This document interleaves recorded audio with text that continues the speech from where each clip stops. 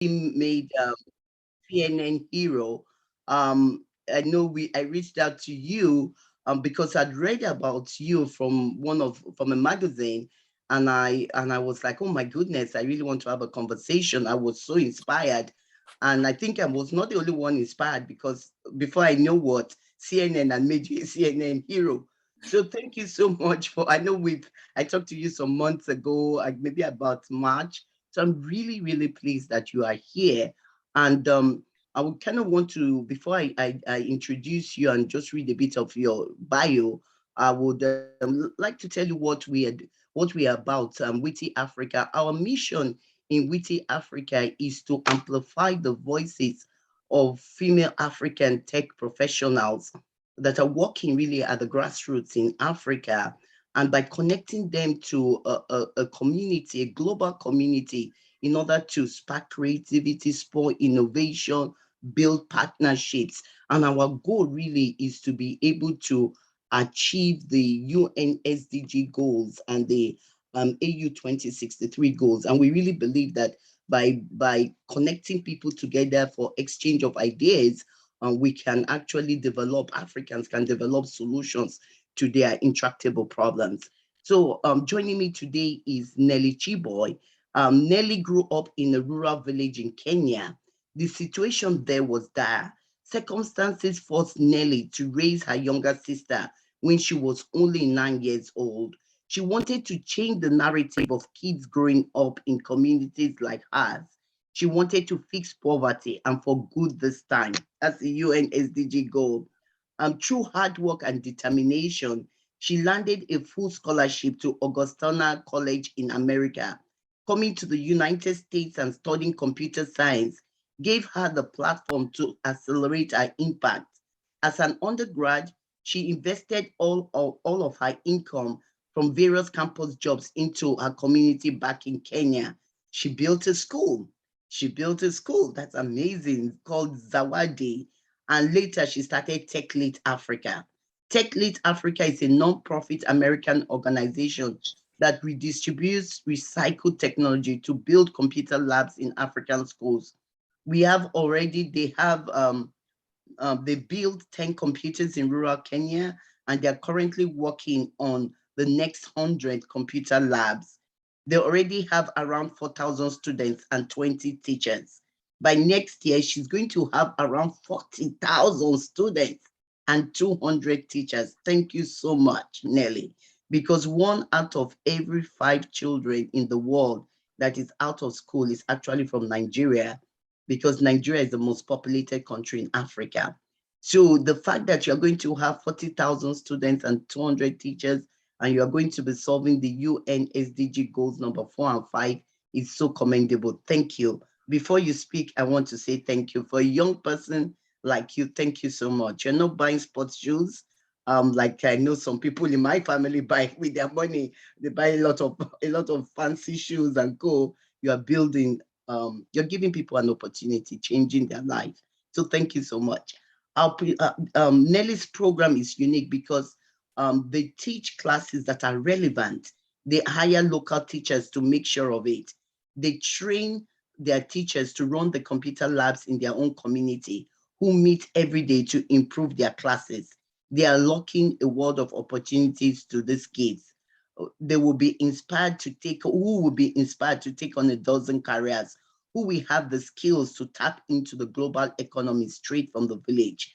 This is Nelly's life work, because she does know firsthand how awful poverty is.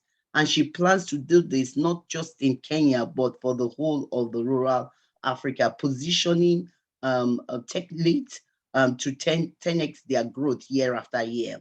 TechLeak is our opportunity to fix poverty and for good this time. And the UN SDG goal number 1 is to eradicate poverty.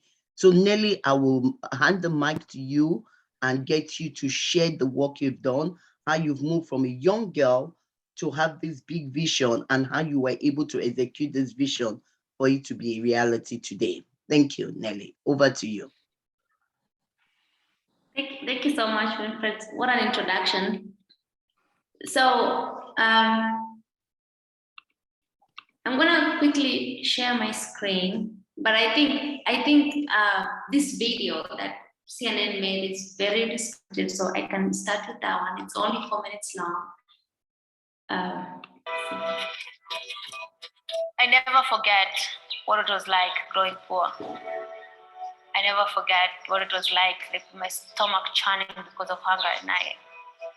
I would have to go and scavenge for food at trash pits. We grew up in a tin roof house. It was full of potholes. I used to look at the different light bouncing from the holes from the roof, and then just imagine what it would look like to sustainably fix poverty. I was a very hardworking student, even though I wasn't in school often, and even though I was. Oh no. Okay, that's fine. I'll drop the link in the chat. And I'd be happy to share it, Nelly, if you want to put the link, and I can share it.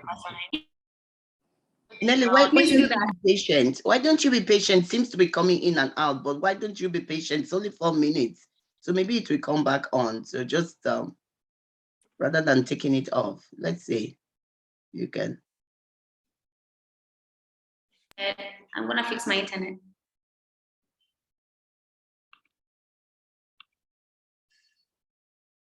Did you get the link? Yes, the link is here. Yes, we've shared the link. Yeah. Do you want us to try and share it for you to start? Yes, please. Okay.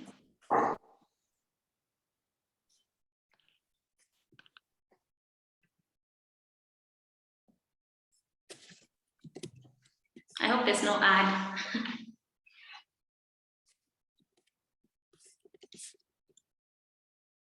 Can you hear it? We can't hear it. David, are you sharing it? Forgot to share sound, sorry. Okay. Okay.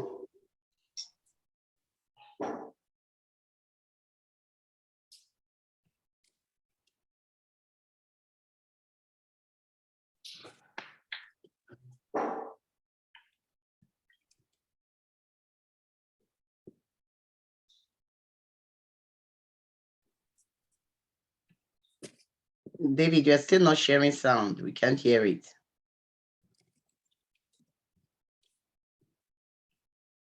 Doesn't look like it's playing. We live in the digital economy, and one of the things that it's helped us develop is flexibility and adaptability. Because as we connect people all over the world, we have to be flexible and open to glitches like this, like what is happening. So please be patient. David, no luck. Okay. That's okay. You know what? The link is there, so anyone can watch it after. Okay. I can just share my story. Yeah. Okay, so we can leave that. Yeah, David, maybe you could play it. Maybe a bandwidth issue from where she's coming from. No, David is the one playing it. I don't think. Oh, is it? Okay. I was trying, Rick. I had a fail on my end. I think it was human error, unfortunately. But I could try to fix it, and we can play it in a little bit. We can play it later. Okay, go for it, Nelly. Okay. So I grew up in Kenya. So I grew up in rural Kenya, a place called Mogotio. And this is my family. So with 4 daughters and my mom. So from a single parented home. And there's so much echo. I'm opening the windows to reduce the echo. Okay. So yeah, I have 3 sisters, and schools in Kenya are very expensive. Parents go into debt just educating their kids. And so when I was growing up, when I was about 9 years old, during my formative years, my 2 elder sisters were in high school, which is the most expensive part of really mandatory education. So, and just for context, like parents are paying like 4 times whatever their income is just to educate their kids. And so my mom was working really hard just to put my sisters through school, and she was doing all different kinds of businesses, from selling tomatoes at the market to selling street food to buying and selling goats. And so she was rarely home because she was traveling just to acquire resources, just to acquire things to come and sell. And so because of unreliable transportation, she would rarely be home. And so I was here with my little sister just crying because my other siblings were in school. So I really saw how hardworking she was. And what was so fascinating to me was that no matter how hard she worked, life was still the same for us. I was still going to bed hungry. I was still going to school barefoot. And for me, I really became so motivated to look at sustainable solutions towards poverty because I did not understand, because I knew, I was being told in school that if you work hard, life will work out for you. But then I was seeing my mom working so hard and we were still suffering. And so I really wanted to take care of her. I really wanted that when I'm older, that she didn't have to work so hard. And I also wanted to write the stories of what it looks like to grow up in rural Kenya and rural Africa in general. So I worked really hard in school. I was there. And it looks a bit different because you can see the house we grew up in. It was not much. We didn't have electricity. We couldn't afford kerosene lamps. So at 6 p.m. it's dark. And so I used to go and read at a veranda just to, just to study because they have electricity at a veranda somewhere. I graduated out of primary education. I was the top girl in the district, went to a really good high school. I was rarely in school because I was constantly sent home for tuition. And every time I'll go home, it's just like extra costs, transportation costs, and I'll have to stay home a bit longer just so I can get enough bus fare just to go back to school. I was still able to graduate the top girl. I was one of the top people in the nation. And from that, landed a scholarship in America at Augustana College.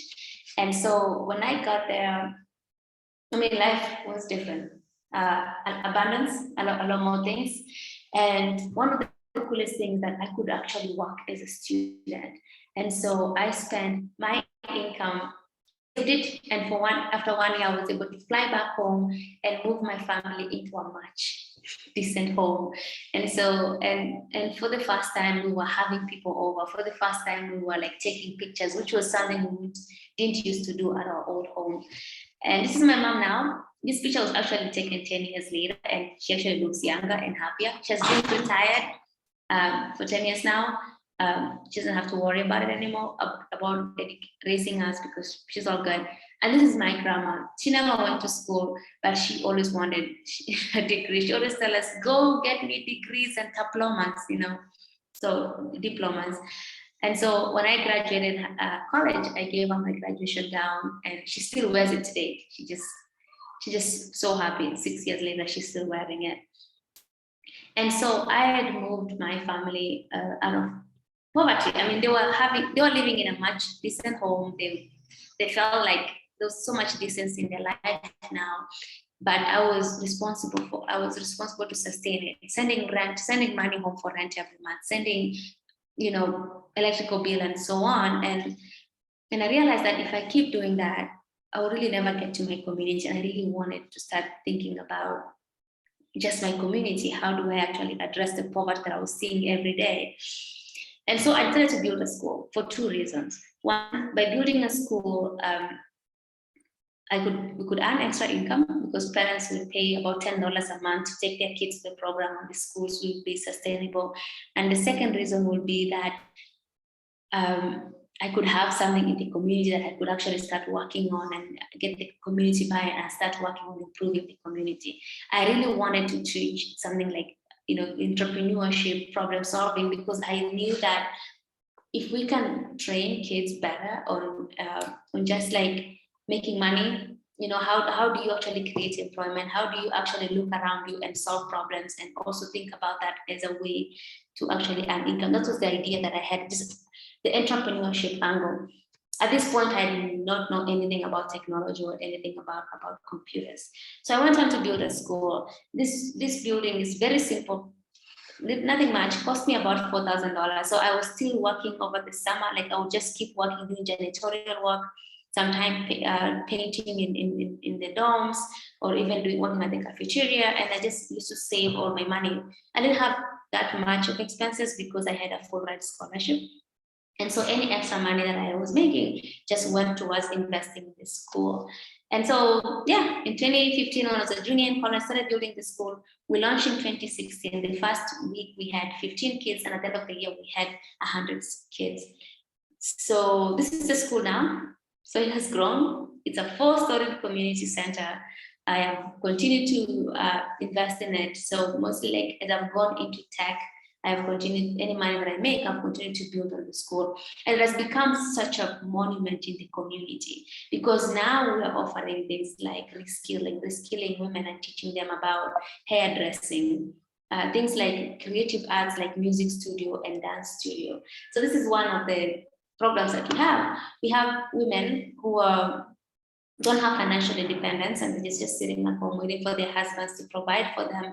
And we're finding that is leading to a lot of domestic violence, and they're not able to leave because they feel like their option is to either go back to their family and be a burden, or stay in this relationship. They just decide to stay, but we are giving them that option, which is financial independence. So they're coming in 3 months later, they're graduating, and they're able to start their own hairdressing businesses. And yeah, so we're really seeing a lot of power in it. And then we have a music studio. Most of the people here know, like, they want to be musicians, they just want to be artists, they want to, like, be radio presenters. Like, they know exactly what it takes to be a musician or an artist. They know how much it costs, but they're constantly reminded that they don't have that money to do it, right? And so we have a music studio here, we have a dance studio, and so we have really become such a monument in the community. But one of the things that came out of the school, actually, when I was experimenting with different things, was actually Tech-led Africa. When I was building the school, I discovered computer science. And it was incredibly sad to me that growing up, that I did not know anything about computers, simply because I grew up in rural Kenya. I was very hardworking. I was studying in verandas until 2 a.m. But because I grew up in rural Kenya, I did not know anything about the tech world. And so for me, I realized just how impactful tech is. I realized that if I can get people online, if I can train them on how to make money online, train them on how to work remotely for Google from the village, then we would have really surpassed all these systemic issues that are keeping us poor. Because I have been obsessing about why Africa is poor. I'm thinking about, like, what is it about us that we're always suffering? And the more I thought about it, the more I realized it's really the systemic issues, right? For example, if you're a woman who has a business selling tomatoes, you find that any money that you make, you have the whole family waiting for it. Someone is sick and they need a fundraiser to cover the medical bills. Another one is going to school. Another one is, like, there's just so much. And then if you're trying to get a loan to grow your business, you're looking at 13% interest rate. If you want to distribute your tomatoes further, your roads are not reliable. So with this kind of systems, it's very hard to have that upward mobility. And that is what we are lacking. People are working so hard here. Just the lack of upward mobility, the lack of systemic incentives that make it easier for people to grow and build their businesses and have middle class and then have economic empowerment. And that is what is lacking. But if we can get people online, if they have the skills to be marketers, to be designers, to be engineers for Google remotely here, we can surpass all those systemic issues and just get them just a computer, just the internet, and they're online, right? So that became the idea, and it was so powerful. I really thought that is really it, right? It's very easy to build. It's very easy to distribute, because all these computers are going to waste in America. Every 3 years, every 5 years, computers are too old in the service industry. And so they're going to waste. And so I thought about bringing it to my community. So that really became the birth of Tech-led Africa. And because Tech-led Africa now, given how powerful it was, we just went on to become a different organization.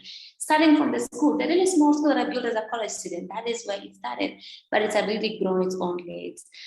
And so we started with adults, training them, then we went to working with kids just during the holidays, and then we realized that most of the people who were coming to the program were boys, because girls were helping at home. They were helping with chores at home, helping with babysitting, but then boys was just free, and then they would come to the program.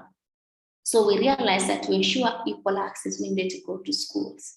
And so in 2021, after the pandemic, we had to take a break during the pandemic because all the schools were closed. In 2021, we were able to go into 10 schools and now and just set up the program. This is a pretty cool picture because this is actually my 8th grade classroom, right? So to be able to come back to my 8th grade classroom and bring a program, most of these computers are actually donated from my Augustana College. So it's really like full circle there. So right now what we have is that we have a program that kids are learning about coding, they're learning about graphic design, they're learning about video production, and each of these skills translates into like a job, right? Coding, software engineers, graphic design, marketers, video production, producers, photo editing, directors, and so on and so on. So these kids, as part of their curriculum, they're learning about all these 21st century skills, if I may say that, and the skills are so employable. They can just, after they graduate high school and they're 18, they already have the skills because they grew up with it. It's part of their curriculum. And they'll be able to just work online. It's the equivalent of getting a college degree like for your whole life. You already have it, and that's really what we're working on. So that's really the basic idea of Tech in Africa. And the way we are doing it is that we have two kind of educators.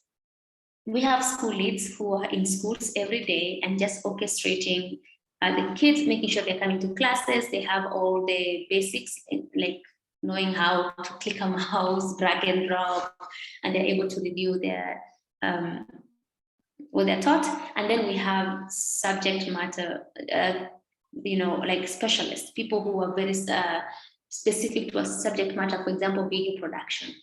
So Alan right here is a video production specialist who's teaching kids how to be a producer. He's a producer himself. We have an artist who's teaching kids on audio production. We have a graphic designer who's teaching people on Inkscape, right? And these subject level experts are able to travel all in our schools, and teach the kids just the one thing. And so you're finding that because they have become expert in those things, we're guaranteeing that each kid is getting equal, like the same curriculum, the same level of instruction. And then the school leads now are there just orchestrating, making sure that those kids are able to review and so on. That is really what Techlet Africa is. And right now we're just working on growing it. I'll leave the open the floor for questions.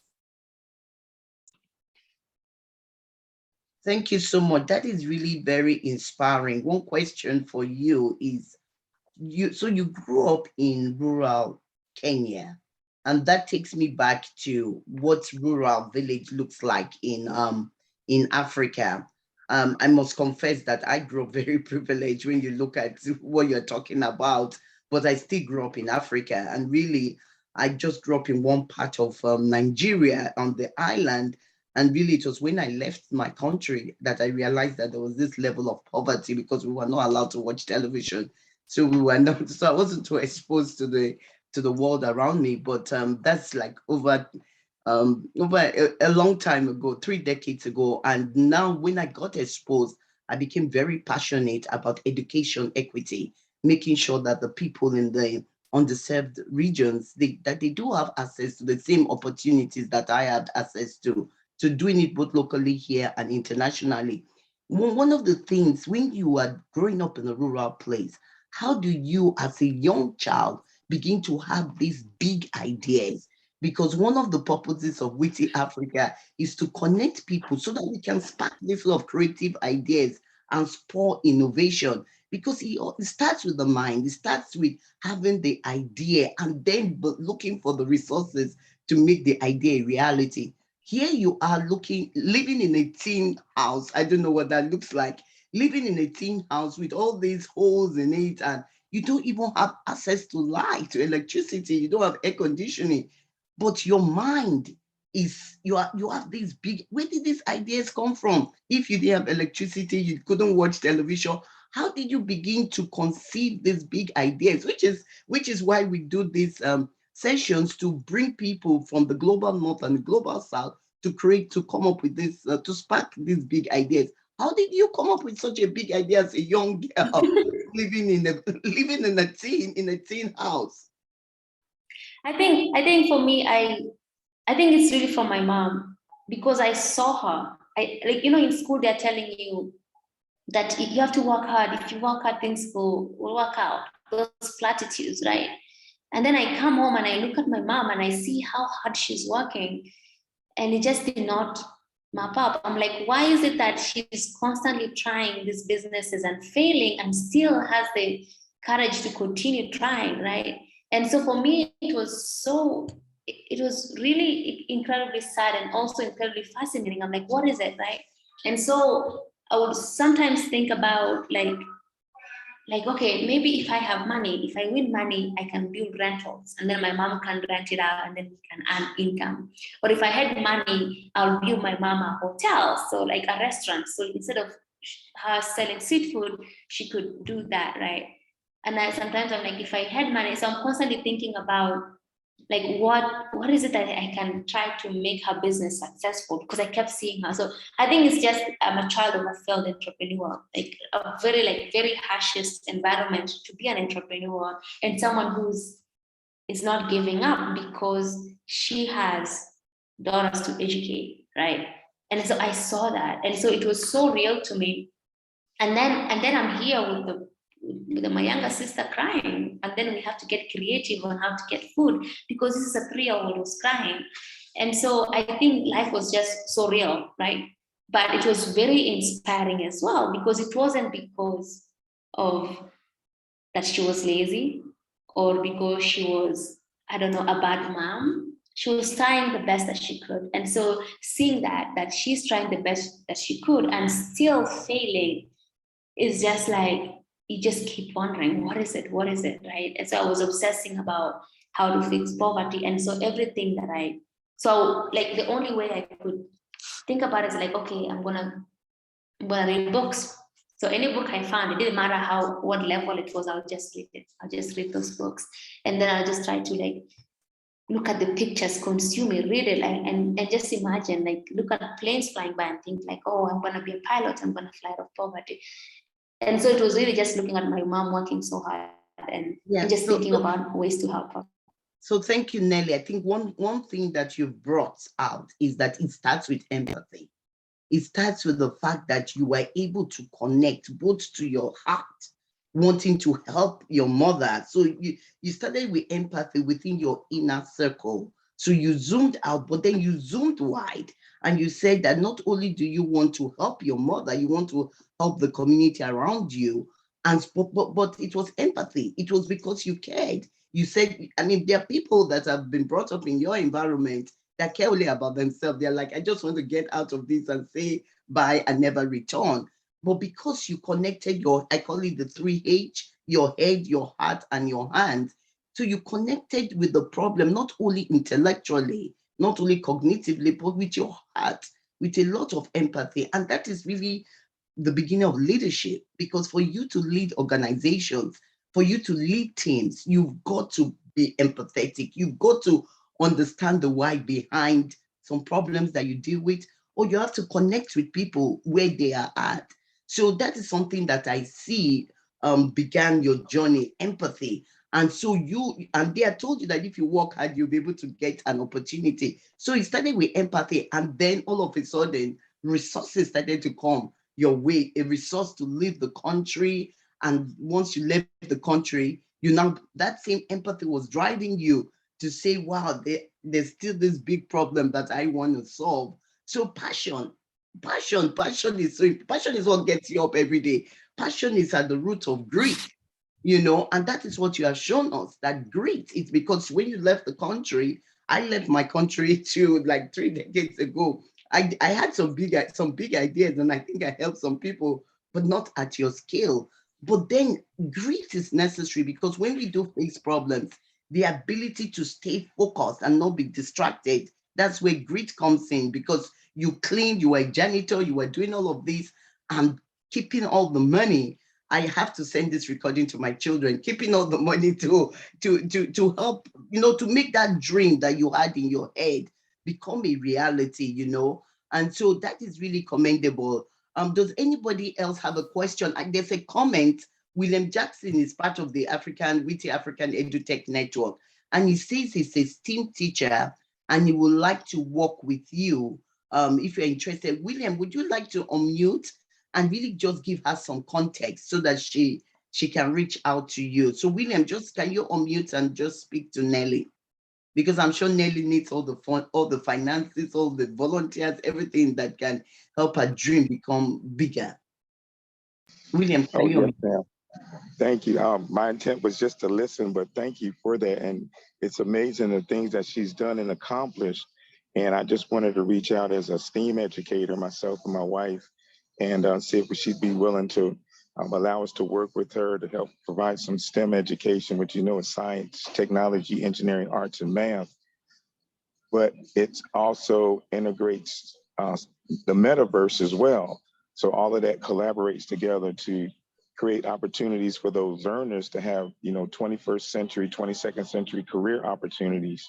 And I just wanted to share that. I'll put my email address in the chat, and look forward to speaking more later. Thank you. Yes, I believe William has been doing amazing. William, I met you on Clubhouse. I remember I was speaking in one of the sessions, and I remember that you made a comment, and you've been supporting other African communities. Am I correct? I remember you were working with a lady from Lesotho or somewhere like that. Is that correct? Can you Oh, just, yes, ma'am. can you It's, share a bit more about that? right. It's Dorothy in South Africa, and also a group in Warri, Nigeria, Clever Minds STEM Center in the Delta region. We're doing some instruction with them once a week. And there's another group in Kenya as well that has reached out. So our passion is, providing our skills and talents and knowledge, to build the youth, teens, and young adults in Africa. Thank you for saying that. Yes. Okay. So William already has expertise in working with underserved population, like the African population. So that is somebody that you can tap into, Nelly, and that is really the purpose of one of the purposes of doing these sessions. Really showcasing amazing people doing work, but really seeing that by showcasing them, either we're able to connect them to financial or human resources, so that their dream can, can scale. They can scale their dream. I'm really sorry about this because there was a time change, and I think it threw a lot of people off because this thing typically starts at 2:30. So there was a time change. It started at 2 o'clock. So my apologies to some people who just came in now. And but the recording is going to be available. I'm going to send it to other people. Is there anybody who has another question for Nelly? So William, I got your email and WhatsApp. I'll keep in touch. Yeah, I'd love to learn more about what that looks like, the STEM partnership. Yes. Awesome. Thank you. Yes, ma'am. Does anybody have a question? So if nobody has a question, I have another question for you, Nelly. So you talk about the fact that your college, the one you attended in the States, donated computers to you back in so that you could take it back to Kenya. One of the issues and challenges that we have is logistics. The supply chain management is hellish, the ability to take equipment from the States or from the UK and send it back to Africa. How did you solve that problem? What did you do? It's an ongoing problem. It's an ongoing problem. So I am constantly, every time I get a shipment, I'm constantly thinking of the best ways to ship it. So I think like for 3 months when I went to Kenya, when I tried doing chocolate full time, it was just figuring out logistics. And so I have just worked with different partners. It's very costly because the Kenyan government charges 25% tax on used computers. And so, right, and so it's a lot. And so trying to convince donors on like paying that is really hard because to them it's like, why would I donate for you to pay your government to help its kids? And so, but it really just takes a lot of work, just really pounding the pavement and convincing people like, you know what, once we get computers to Kenya, they're going to be sustainable because we're going to get the community buy-in, we're going to get the community to really make this program run. And so, yeah, it's still very challenging, but we're figuring it out. Okay, but so it's really just the whole thing, just like actually like putting it on a container in America, declaring it in Kenya, importing it, and waiting months to get it here and all that. So what about Raspberry Pi? Raspberry Pi, using Raspberry Pi to teach the children, or actually sending the components and getting it assembled within Kenya rather than actually sending a computer? Have you thought of different options to solve this problem, whereby the assembly, you're empowering people locally to build computers, and just sending components, which is easy? Have you thought of doing that? I think we have constantly gotten that advice, and we actually haven't used it yet. I think the biggest one is because of the size of our operating system. So we have a custom operating system, and we need to accommodate all these different, programs, applications, like our video production application, our social media application. We have all these different applications, and I think, don't quote me on this, but I think Raspberry Pi will be really slow. Plus, you still need to get those accessories. You still need to get a keyboard, a mouse, and monitors. Monitors have been really hard for us to get because most people don't recycle their monitors as quickly as other things, right? So sometimes when you get a laptop, it's actually easier than a Raspberry Pi because you get everything in one. You get a keyboard, you get a mouse, you get a speaker, you get a monitor, and so on. Yeah, so I think the biggest thing is like the kind of all the accessories you need. That's one of the biggest problems. And the second one is just the specs, right? Making sure that it can support all the different programs that we have. Okay, so another question for you is that there's the AFTA agreement that talks about trade between African countries, the African Free Trade Agreement. So because there's trade between different African countries, and not only are products allowed now to go without taxes, I know it's very late your time. What about sourcing it within Africa? Is it more complicated than sourcing it from the States or from the UK?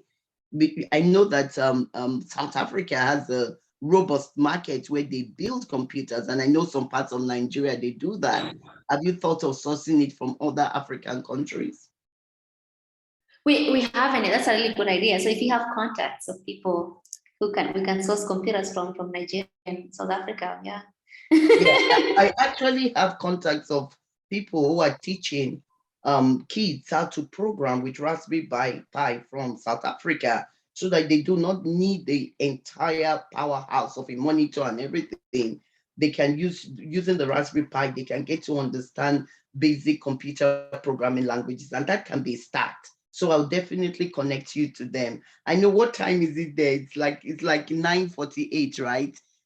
It's Yes. very yeah, Yeah. Thank you so much. I won't keep you too long. I have a question from Barbara. How do you deal with software updates and repairs? Like if you need to update your software, yeah, what do you do? That's a really good question. So we have a team locally that we have trained to support the computers and repair. So we don't even have a footprint in America, really. So all our work is here.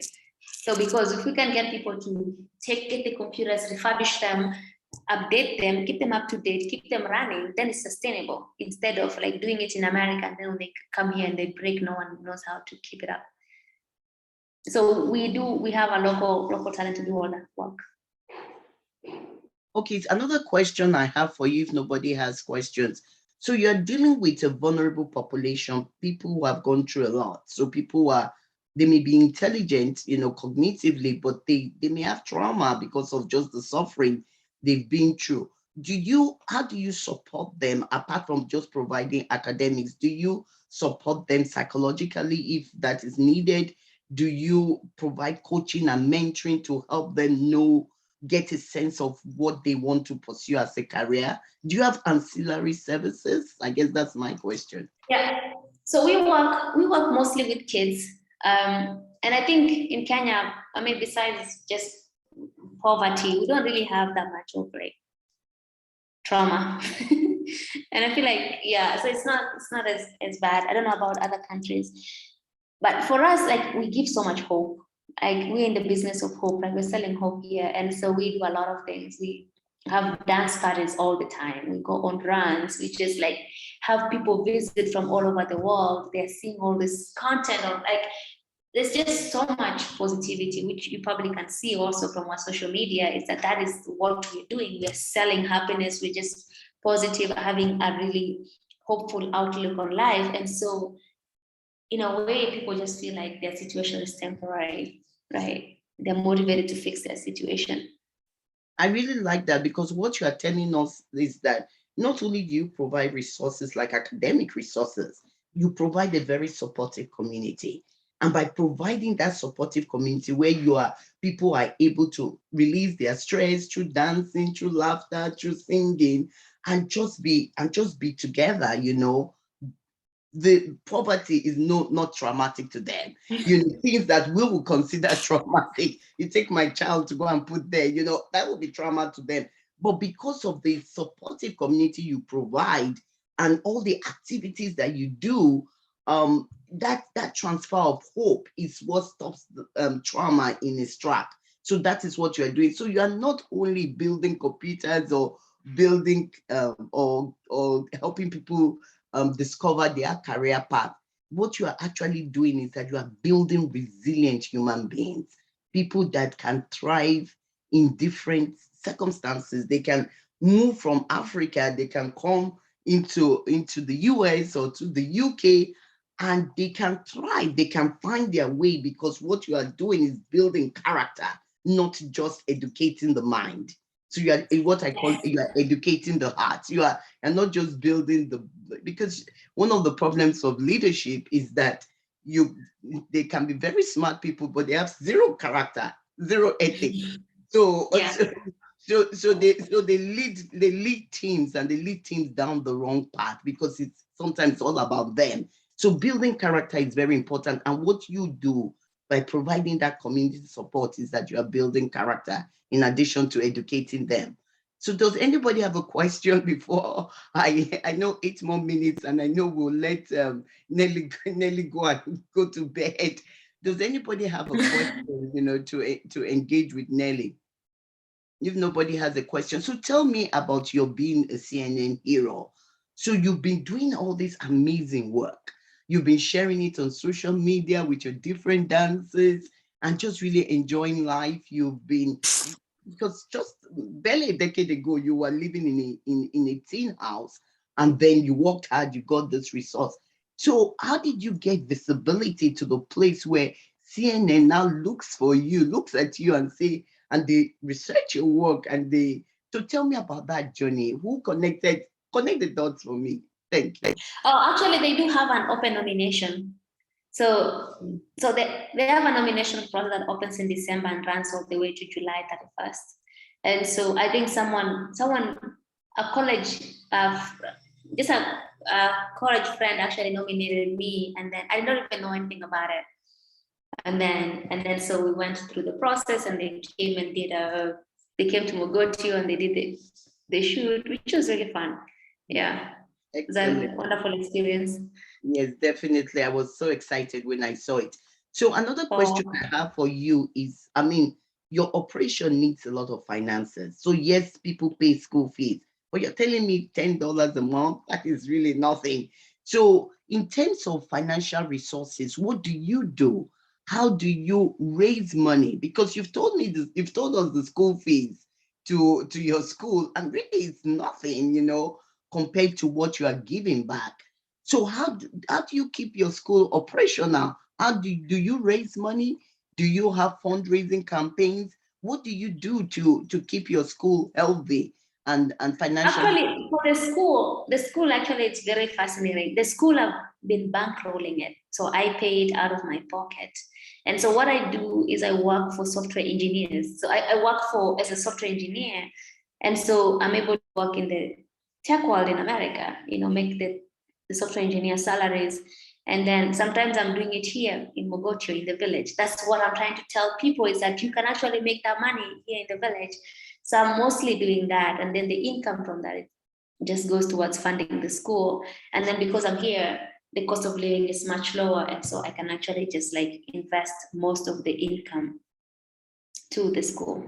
So that's really how I'm doing this school. But full techless, again, most people get confused. The school is a social enterprise that has different community aspects. like the hair school. For Techlet, it's a nonprofit. It's a 501c3 nonprofit that people can donate to.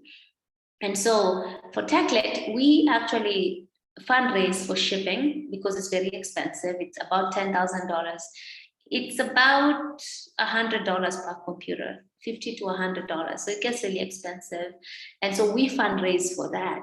But then we keep it sustainable. We want to keep it sustainable. So the cost of the hackers, like the IT support, the teachers, the specialists, any local operations is being paid for by the community. So the parents are contributing $1 a month, right? And that amount, if you're looking at a school that has about 600 kids, you're looking at $600. And so if you have a lot of people, all the parents contribute, then you're keeping the program sustainable. Because that's the only way you can keep it running forever. Otherwise, if you have to fundraise every month, it's either you're gonna grow really slowly or you're just gonna start and then just dwindle away. So that's like we very adamant about keeping it sustainable. $1 a month is not much. And so that is what we're doing here in Kenya, convincing parents that we are an NGO, yes, but you have to own the program. You have to want it and keep it sustainable. Yes, thank you for that. You know, one of the things I've realized is that when you give people things for free, they don't appreciate it. They have to have a stake in the game. So I'm glad that you're telling them that they have to pay to it so that they can value what, what they are getting, because so many times what you are giving is priceless and it's high quality, but because they're not paying for it, they kind of discard it, So it's good that you're asking them to contribute to their own development, because at the end of the day, they're the ones going to benefit. So Barbara has a question in terms of internet connectivity. So just imagine that we want to run a Python class and let your kids tune in and teach them. What sort of internet connectivity do you have? Do you have a strong infrastructure? Yeah, so we do have internet. So our computers are completely offline. So our computers are networked and the kids are still able to have the internet like feeling, but it's intranet, it's local network, it's a closed network. So you only see the people in your school and you're able to upload your graphic design stuff, your music, whatever you make. So we do have that, but we actually do have remote classes with people. Like often NASA is able to dial in and teach its kids about like different things, Minecraft and so on. And so for those remote classes, we have internet in our hub, in our office, in our headquarters. And so that's where we have those classes. Okay, excellent, excellent. So I will appreciate it if you can put the link for Techlit, because you said it's a nonprofit, in case anybody wants to contribute to this big vision that you have, because we are really at the beginning stages of your vision. You want to roll this all across Africa, right? And I definitely want to introduce you to some fantastic people who are doing similar work. So thank you for sharing that. The last question is from David, the president of WITI, who is here. It's like, how can WITI help? I introduce what WITI is doing, and so really amplifying the voices, like making your voice heard loud and clear, making people know more about what you're doing. Definitely people know because of your being a CNN hero, but you just never know. There are people who are part of our network who do not know. So how can we as an organization, how can we support this big vision? And how can we partner where we support your big vision and you support our vision to have a soft landing in Africa and introduce WITI to Africa, where we can provide coaching and mentoring to those kids who are ready to embrace the career world? So how can we do that? I think, so for us, I think what you're doing is really great, just giving us the platform, being able to help us spread the word, because we're always looking for computer donations. So many companies are upgrading their IT, and most of them are actually paying for recyclers to come in and pick computers. And so the more you share our work, the more you tell them about how they could recycle their IT, that is very, very helpful for us. So doing that, running fundraisers, connecting us to people who are in the education space, really just anything that you can do to support our work. Like, I can't think of all the things right now, but we need all the help we can get. Thank you so much. Thank you so much for that. Thank you so much for that. So I know it's 9 o'clock. It's 10 o'clock your time, right? And I know you are sleepy. It's just amazing that you are able to work in Kenya with a 7-hour difference. I believe that if you're working with companies in California, it will be 10-hour difference, and you are able to be effective. That shows character. So really, really commendable, to be able to produce at a peak level and have to deal with time difference. So really commendable. So I really appreciate this conversation. I've been inspired and really just empowered that I can do more that I'm doing for my African community and also for my local community, because there are schools in the underserved population, in the underserved areas here in Charlotte, that they do not have access to resources. They do not have robotics teams. They do not have a lot of, some of them have issues with internet connectivity. So the problems are both, these are tough problems. They're both local and international. So thank you for sharing that with a dream. Just one little, you can dream, but you can take it from dream to action and to impact, because that is what you have shown us, that information is not enough. For information to turn into transformation where we can transform communities, we need to take action. So thank you for sharing that it is possible, because you made it a reality. So any of us can make it a reality. Thank you so much. So I'm going to bring this meeting to a close so that we can release you. It's 10 o'clock. I know I've seen you yawning, so we can release you. Thank you so much, everybody, for coming to this meeting. I hope that you were inspired to make an impact in your community. Thank you. Thank you. So thank you too. Bye. Bye-bye. Bye, Nelly.